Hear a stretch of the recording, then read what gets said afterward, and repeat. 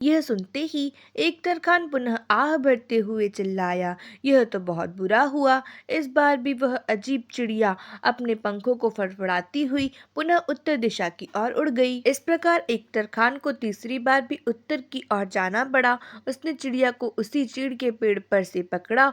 उसे लेकर वह उसी जानी पहचानी पहाड़ी की टेढ़ी मेढ़ी पगडंडी से घर की ओर चला जा रहा था। इस बार भी चिड़ियाओं की परी ने उसे एक मनोरंजक कहानी सुनानी आरंभ की। एक बार एक भीषण सुखाड़ पड़ी। वर्षा न बरसने से घास पात तो सूखा ही, साथ साथ नदी नाले भी सूख गए और जगह जगह पर जमीन में दरारें हो गई।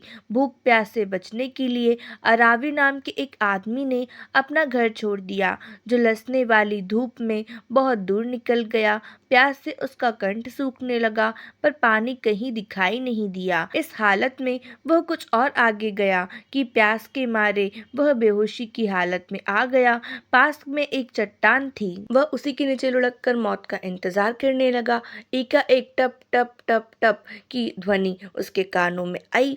उसने उधर देखा तो खुशी से उछल पड़ा। उसने कुछ ही दूर पर चट्टान के दर्रे से पानी की बूंदें टपक रही थी। वह तुरंत अपने कटोते में पानी की बूंदों को एकत्र करने लगा। जब उसके काठ का बर्तन पानी से भर गया, तब उसने उसे मुंह में लगाया ही था कि एक कौवा उड़ता हुआ आया और अपने डैनों से कटोते को झटका देकर सारे का सारा पानी उड़ेल दिया। अब तो अरावी क्रोध से लाल हो गया। उसने कहा, दुष्ट कौवा, तुमने स्वर्ग का दिया हुआ मेरा पानी उड़ेल दिया।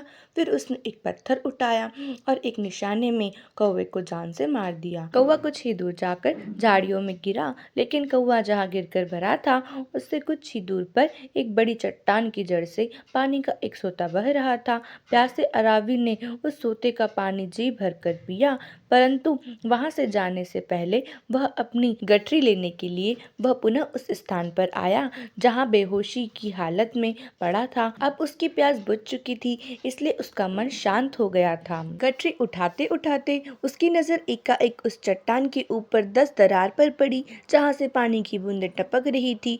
ऊपर उसने जो दृश्य देखा, उसे देखता ही रह गया। चट्टान के ऊपर एक जहरीला सांप सो रहा था और उसके मुंह में विष की एक एक बूंद टपक रही थी।